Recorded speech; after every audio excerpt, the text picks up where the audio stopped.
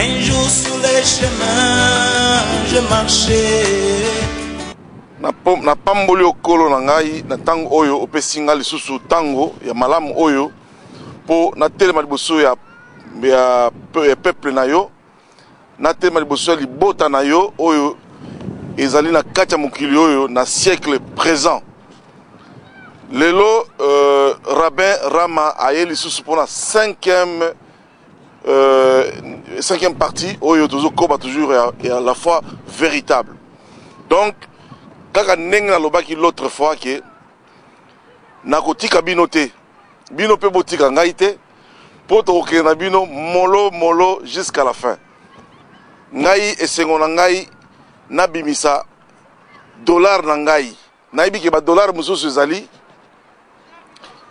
ya faux pe ezali mais ngai nayebi ke naza na dollar ya vrai naza na vrai dollar na ngai na ye ko exhiber dollar na ngai oya kolanda ngai soko oyebi ki oza pe na dollar ya malamu yaka nango pe totia eza système nani ya tant d'assignation na kati ya désert. Moïse pa lobaki ke oyo ayebi ki no nzambe abenga ye aya na nzete na ye totia na kati nani ya arche na kati ya arche ezaki na bazobenga tant d'assignation batu oyo mutu nyonso oyo ayebi ki no aza na dollar ya malamu aya ko exhiber dollar na ye bato tala sikoyo dollar nani ya nani ezali ya solo. Ngai lelo rabbin Rama le Nazaréen na ye lisusu koyebisa batu oyo nyonso balingami malamu ya nzambe bato oyo bazalaki kofana na nkolo na lola parce que lelo ngai toujours nazoloba toujours l'autre fois comme nalobaki l'autre fois que je m'attaque pas aux païens parce que je m'attaque pas aux païens comme je viens de dire. Je m'attaque aux hommes de Dieu, aux fils de Dieu. Ça veut dire, bato azakomi benga ba fils ya Abraham. Na minute oyo, message oyo, ezali pona ba fils ya Abraham. De la maison d'Abraham qui sont perdus na siècle présent oyo. Ngai na ye pona kotia sous éclairage pona kolakisa ke toza na mission oyo totindama na mokili oyo nalobaki ke biso toza ba échantillon oyo lola etinda biso na mokili oyo pona kwa kotia goût lumière na kata mokili oyo pour que ba oyo nyonso baza na kata libungi baya vers Jésus-Christ notre Seigneur. Alors naza ko benga pe naza ko lamusa ba oyo nyonso baza ya libota ya Abraham le fils de Jésus-Christ. Oh naza ko les enfants pas les enfants de Jacob, les enfants de Jésus-Christ. Parce que dans le bas l'autre fois que Jésus-Christ aussi a fait ses enfants, Pierre, Jean, Jacques et les autres et Ramazan. Alors, parmi les 12 des enfants de Jésus-Christ, moi je suis aussi parmi ces enfants-là. Né dans le bas l'autre fois que Botanga na toujours na prière sacerdotale Jean 17. Jean 17, 1 jusqu'au-delà. Bon, vous comprenez que non, avant Tata Nabiso, Azonga na Lola, il a laissé aussi le message donné à Zakotika Testament. De même aussi Jacob, na Genèse, avant Azonga, Yepe, Atika Yepe, Bana na Ye Testament na Ye. Testament na Bango, dont Bana Jacob, au Baza, 12 tribus à Hébreu. De même aussi, Jésus-Christ, il a fait aussi les 12. Et parmi les 12, je fais partie. Alors, ceux qui ont moi à Jésus-Christ, justifiés par la foi, tu as passé par le baptême d'eau et du Saint-Esprit, aux gens qui les bâtissent. Il y a Maï, Père Moulim Santou. Donc, aux a parmi bateaux, nous s'adresser. Na minute oyo lelo tozakoloba naza na thème oyo toujours nazoloba oyo baza na kata libungi na sens que la foi véritable naza ko mema na minute c'est pour amener à ces gens-là de venir vers Jésus-Christ, de pratiquer la bonne foi qui est le véritable en Jésus-Christ. Parce que dans le baki l'autre fois naza ko ça toujours introduction na koloba kino foi véritable ezali ba oyo baza bandimela ki Yesu Masiya lokola kolo pe mobiksi na bomoi na bango. Mais lelo na thème sous toujours oyezo ki na même idée sur le Fils de Dieu. Parce que le monde entier est à la recherche des fils. Le monde entier est à la recherche des fils. Parce qu'il y a la différence entre fils et enfant. Mais le long gars, il n'a expliqué, nani azali fils, nani pe azali enfant. Mais ceux qui besoin de bungi, mon boule en kata mukiloyo, catastrophe est ça dans mukiloyo, parce que le monde entier est en train de chercher le fils. De même peu, dans le cadre de la famille Nabiso, la famille Nabiso restreinte, tous les gens qui recherchent un fils. Surtout qui même dans la nation, dans le monde entier, basé dans la recherche d'un fils. On n'a pas besoin des enfants, on est à la recherche des fils. Jusqu'à aujourd'hui, les fils, on a besoin de monde en athée. C'est pourquoi on a une catastrophe, monde des ningana, parce qu'il n'y a pas de fils. Tous ceux qui sont même dans le royaume, ils sont dans le bazan la pose à paix à fils. Surtout qui disent même Nzambe moko. Il y a Hamashia et Monkolo Massia, il est à la recherche de fils aussi. Alors, tous ceux qui traînent trop, en restant toujours des enfants, même dans la nation, au Congo, si tu vois que les choses n'avancent pas, parce qu'il n'y a que des enfants, dans la catégorie Nyos. Même dans le gouvernement, il n'y a que des enfants. Il faut que l'on ait une étape à cause de l'enfant, beaucoup de fils. Un fils, c'est celui qui est responsable, même il y a patrie, un fils, c'est celui qui est vraiment responsable, même il y a famille. Un fils, c'est celui qui est responsable, même il y a nation, même il y a royaume, même un fils encore pour un enfant de Dieu, c'est celui qui prend les choses à la main aux monde. Alors, les choses traînent. Lourdeur, parce que tout le monde est des enfants. Ça ne va pas comme ça. Alors, les longs, on a expliqué que tout le monde est tapé à enfant, tout le monde est tapé à fils. Parce que fils, azali muto, azali responsable. Fils, azali muto, yo, ba responsabilisakaye, nini, makambu nyos, atambuisa makambu na mukili. Ce qui est même dans la guerre, même l'histoire de la guerre, en Syrie, l'Union européenne, l'armement en Syrie, parce que les responsable de l'armement. Donc, ils ont fait ça lourdeur dans la mukili. Abibo, si tu as l'armement, ils ont risqué quoi dans ma enfant, irresponsable. C'est parce que les enfants, ce sont des hommes qui sont des irresponsables. Alors, quand vous êtes irresponsable, vous avez lourdeur dans la nation. Vous avez lourdeur dans les enfants. Dans le gouvernement, c'est le monde.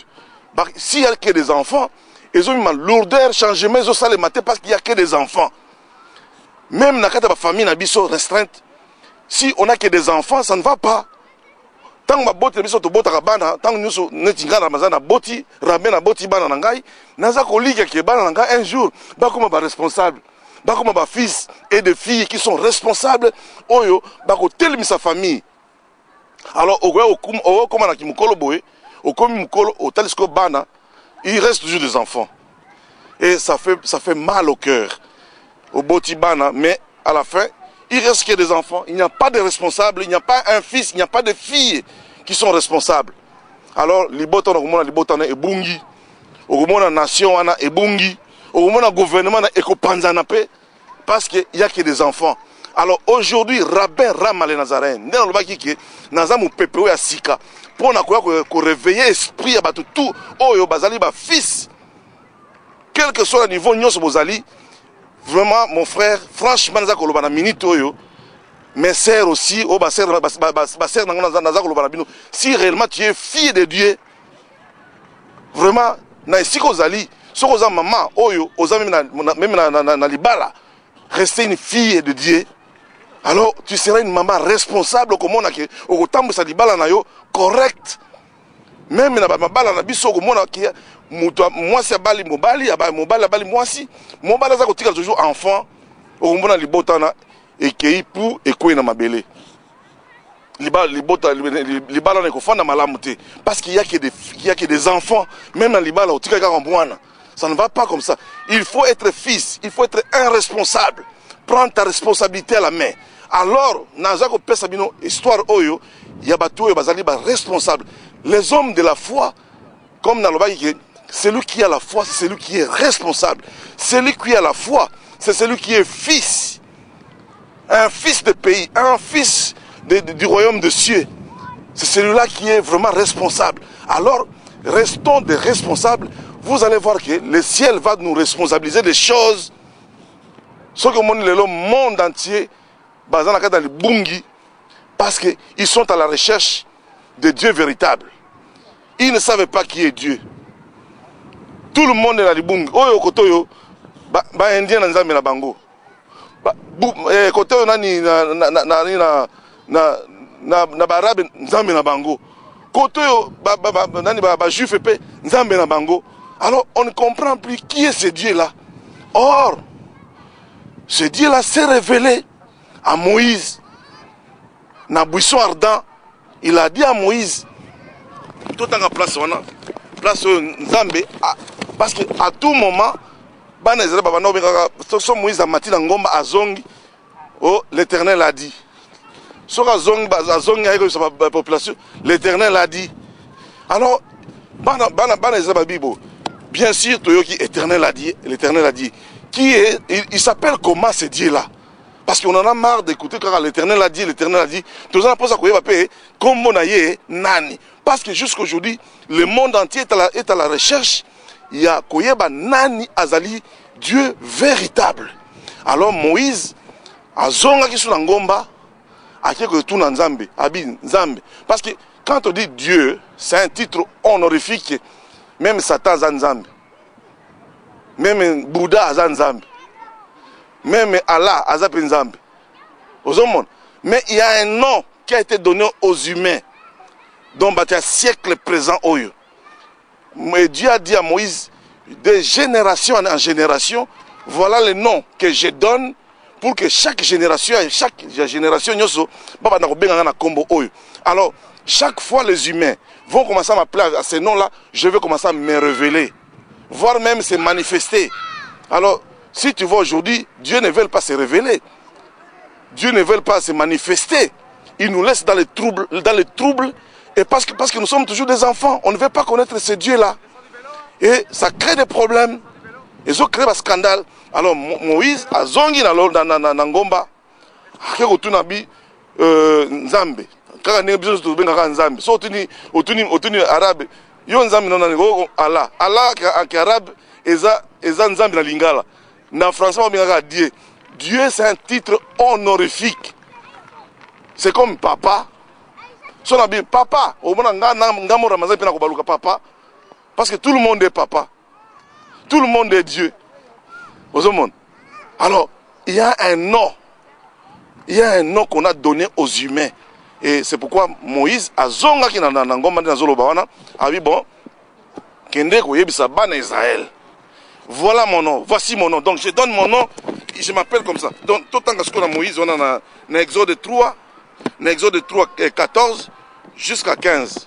Aux hommes. À l'époque de Moïse, si Moïse va leur dire, je m'appelle, je suis. Je m'appelle, je suis. Il s'appelle, je suis. Donc il est le même hier, aujourd'hui et éternellement. Il ne change pas ce Dieu-là. Il s'appelle, je suis. De génération en génération, je m'appelle, je suis. Et ce nom-là a une grande puissance. Aux hommes. Comme moi, qui est ce Dieu-là qui s'appelle Je suis? Il y aura des solutions. Tu verras que même bateau enfant, comme un fils, jusqu'aujourd'hui, tu as une étape par vie. Il faut passer à l'étape par vie. Tu as lié saint, tu as lié très saint. On reste toujours dans par vie. Chrétien croit. Non, mon frère, il faut changer. Tout le monde chrétien croit. Chaque fois que Seigneur, pardonne-moi. Seigneur, pardonne-moi.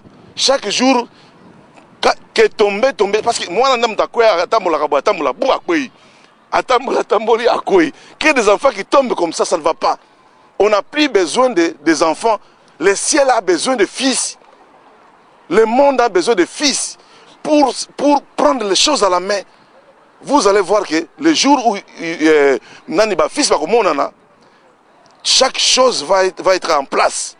Si vous avez que les choses n'avancent pas, le monde est comme dans tourment, dans tumulte, c'est parce qu'il n'y a pas de fils.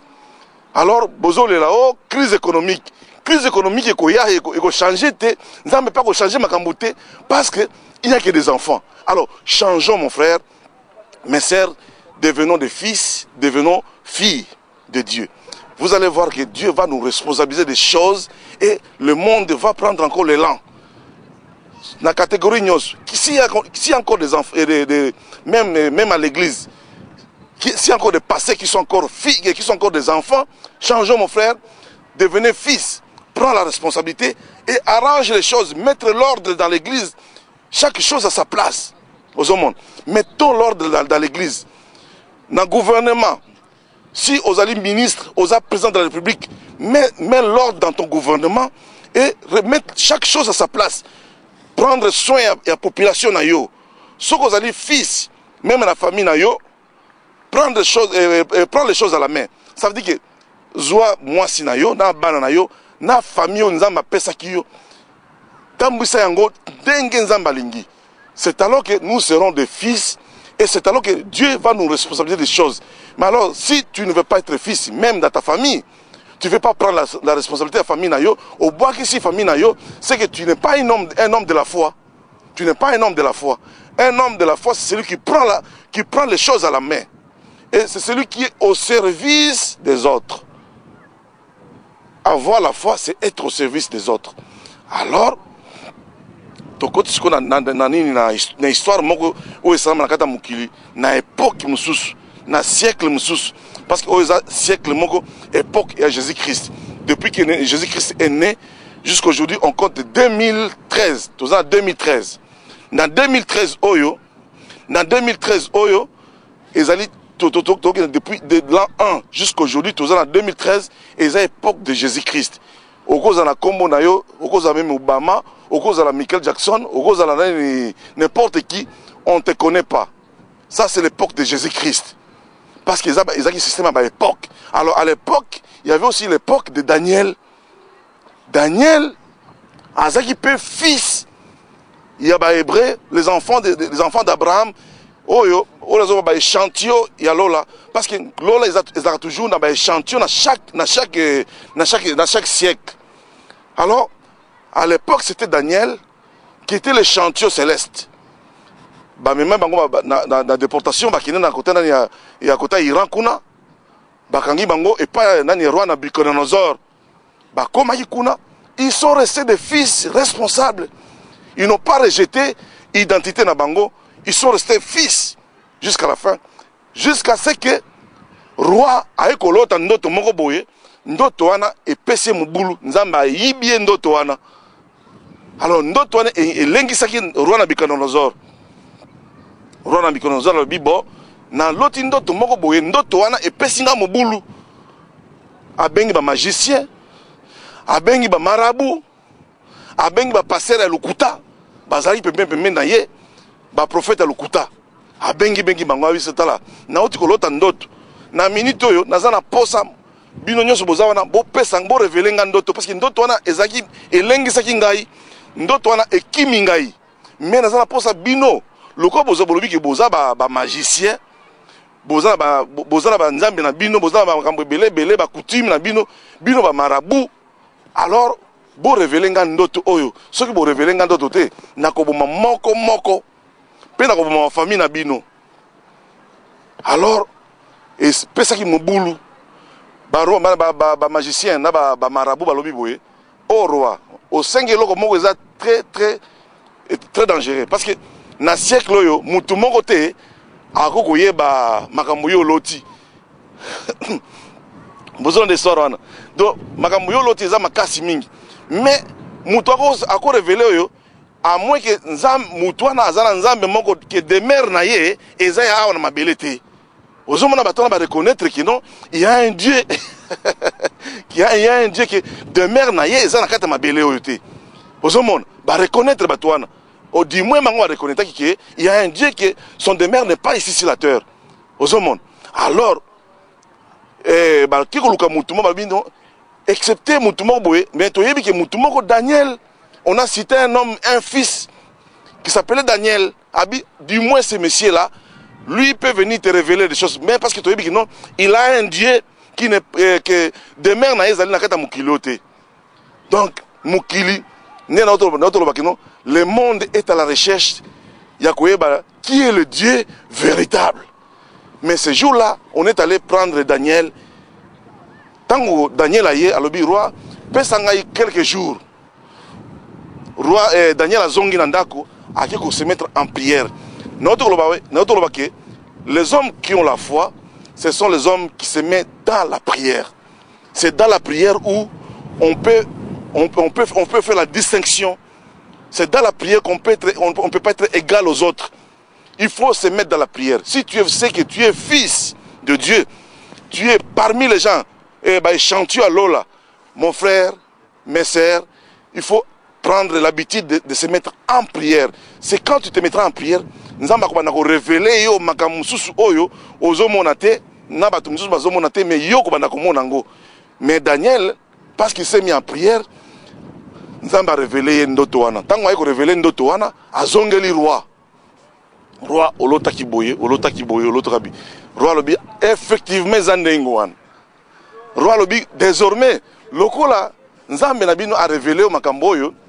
Alors désormais, ngai bebino kobandelo bokoma na cour royale, bokoma na cour royale, bakota ki na cour royale parce que bakoma fils et ils étaient corrects, ils sont restés corrects avec eux-mêmes. Après et comme un moment moboé, batwana ba piéger ce quoi parce que jalousie kotaki. Batwana nyos bazé na cour royale ba piéger nani ba piéger Jean-Baptiste et nani Daniel. Tant va piéger Daniel, alors et pèse qui mon boulot parce que na tepi parce que bakolomboko bazoleka wana police ezoleka filmer na bango bamona pour talaka ezamboka ya batu talaka bango batalinga bazabi oh mutu azosala nini awa epesi nga mobulu muke. Alors tozonga na histoire na biso baleki na bango parce que bamoni que non naza un citoyen correct, intègre. Nazo sala mobulute, ba senti que non c'est un bon citoyen. Alors et ça là qui que batwana ba yoki mutema mabe. Batwana ya o bana ba caïniste. Ba race de vipères. Oh Jean-Baptiste c'est vous race de vipères. Ils sont toujours tout autour de nous. Ba yoki mutema mabe parce que roi a bengi ba fils peut mener na bango ba tambusa makambo nyonso na mokili. Parce qu'il n'y a que des fils qui vont faire marcher les choses dans ce monde. Comme notre Lobana, que des fils qui peuvent marcher, qui peuvent faire marcher les choses dans ce monde. Si tu vois que les choses n'avancent pas, c'est parce qu'il n'y a pas de fils. Alors, le roi Nabucodonosor, il a compris que pour que les choses marchent, il faut qu'il y ait des fils de pays. Les fils responsables. Alors, Daniel était parmi les gens. Daniel et les autres, Shadrach, Meshach et Abednego, c'était des hommes qui étaient des fils responsables.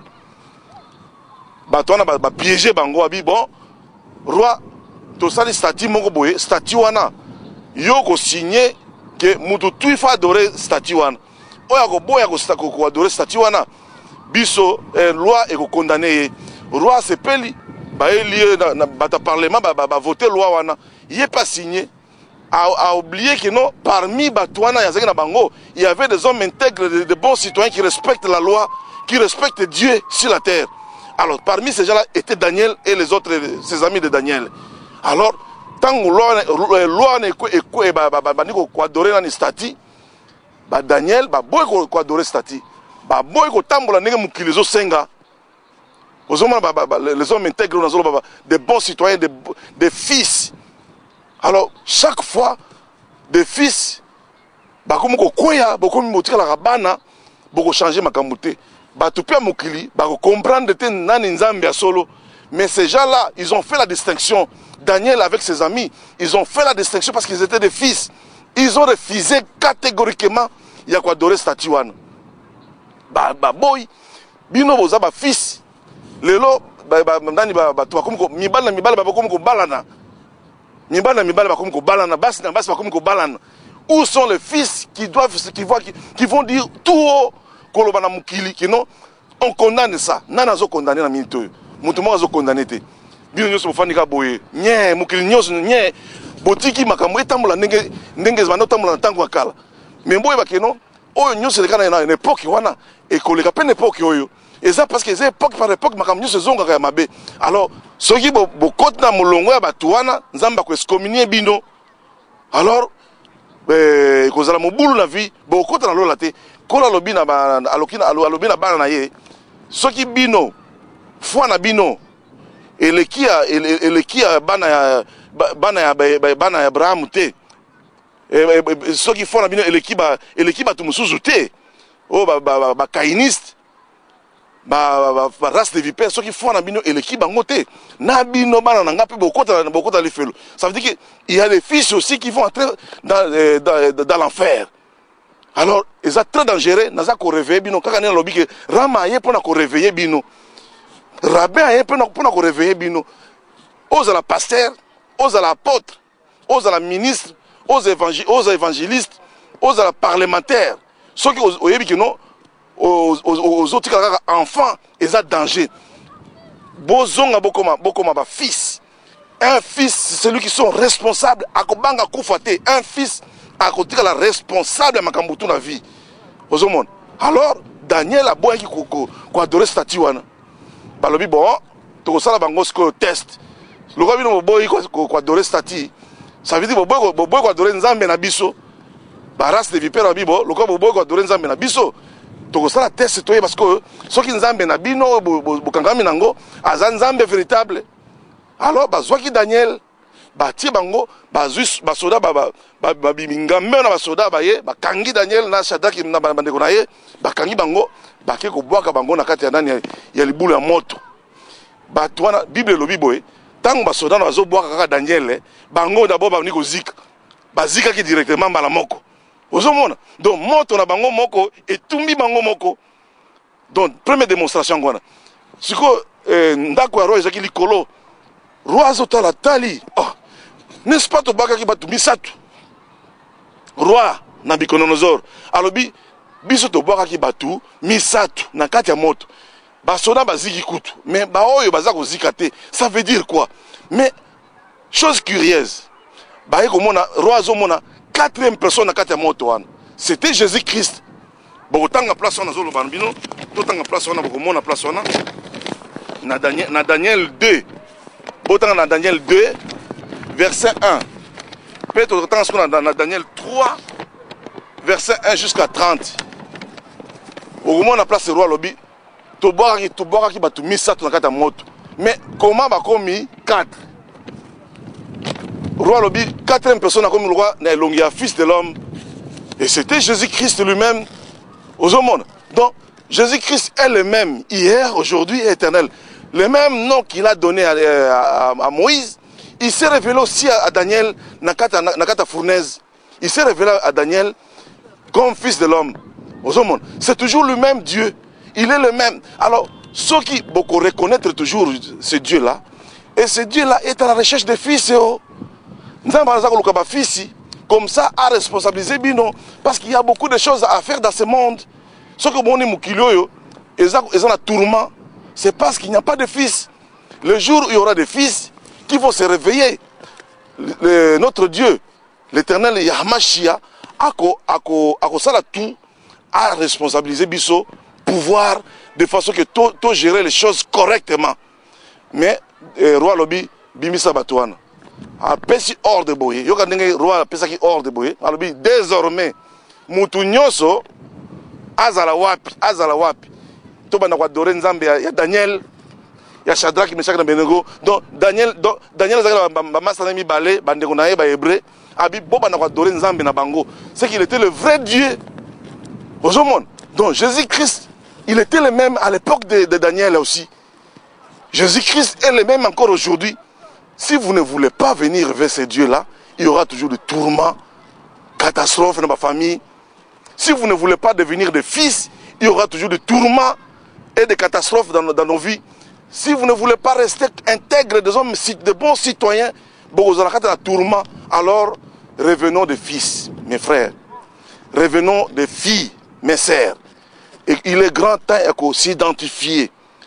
Tu fais trop na kata na mu yakata mulili, tu vas s'identifier si na famille na yo baye bakino, tu es vraiment le fils qui est responsable, tu prends les choses à la main. Moi si na yo aye ba vraiment oyo azali fils vraiment.